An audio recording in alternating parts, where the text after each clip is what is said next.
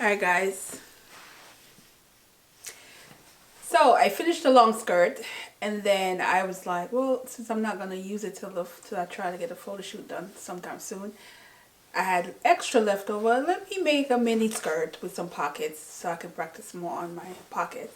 Pockets came out good, but guys, my hip is not this big. So I could have went a couple of inches, seriously. So this is going to be another one of those, like, learning how to tailor when something's too big. So I'm going to definitely work on this and see what I come up with next with the same one.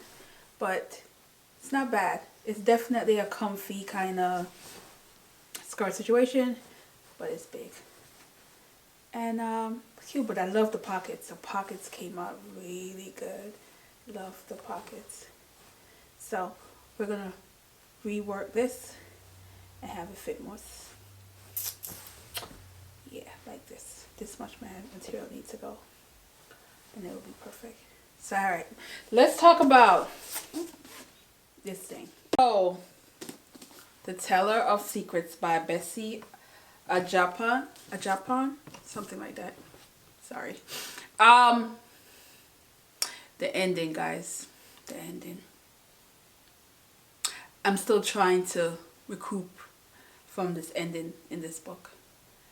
I went from laughing, from just feeling so sad for the main character, Etsy, and till now, like, my God, did this author just give me that kind of ending? Like, I get it, but can I just read some of the happy ending? I get it. This is a story about a young girl, a coming of age story. So she's very young, very little memory she has of her mother that she did not see. The last time she saw her mother was, I think she was around 4 or 5, at the airport, and her father taking her. So she grew up not having a mother figure in her life. Her father was very brutal, very sexist at times, very harsh on women in general, even not just his kids, but the woman that he is now, our stepmother.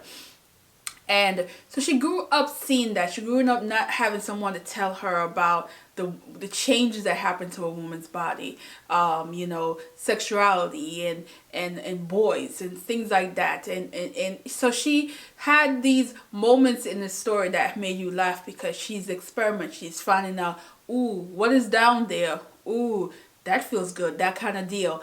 And so you're laughing because of how this is the story's unfolding of her discovering her body, discovering what men shouldn't do or should do, that kind of deal.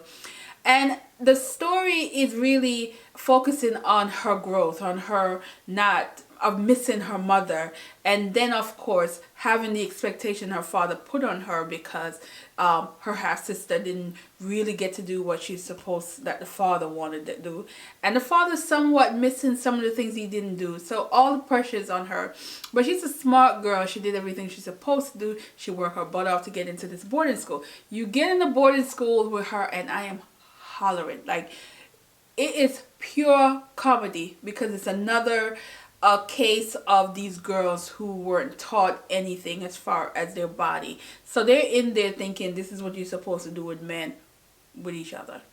I'm gonna leave it at that. But it was funny as hell. I laughed so hard. And then you have, as she going through that, and she did that, she going through another school. And she's escalating her career, her academic life and doing what she wants. But she doesn't want to follow her father's footsteps, what her father wants her to do. She wants to be, she's into writing and journalism and stuff like that she likes. And she's now meeting men. She's now, besides having people do things to her as a child that she didn't understand, and no one really explained it to her. They just blame her for what happened. And a lot of that happened in this book, where things happen to women and it's their fault, not the men or the little boy that did something. It's the men's fault. It's the women's fault. So there's that idea in her head that everything that happened to her sexually is her fault.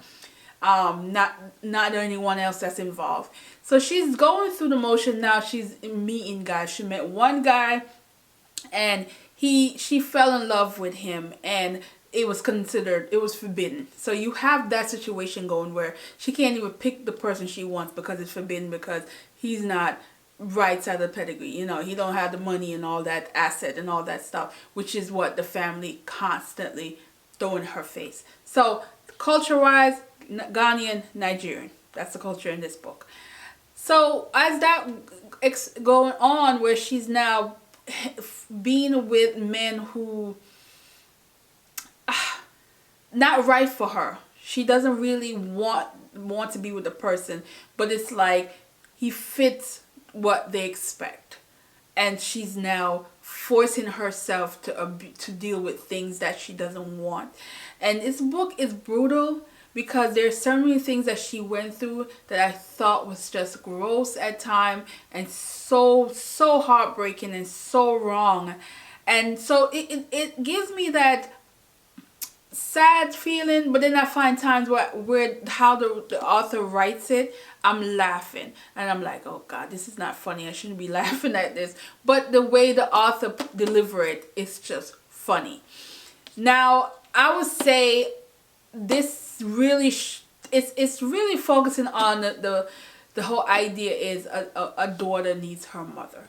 That daughter needs her mother or mother figure, because throughout the book she gravitates to either someone like her age, someone older, different women that she is taking things from them, things that she is missing that she never got from her mother, and growing up without a mother figure and somebody in her life that to love her like that. You see her struggling throughout the story, and it does give you that idea of women who potentially experience stuff like that, where they didn't grow up with their mother and their father was not about that, and what the father tells her is just ridiculous. Oh, ridiculous.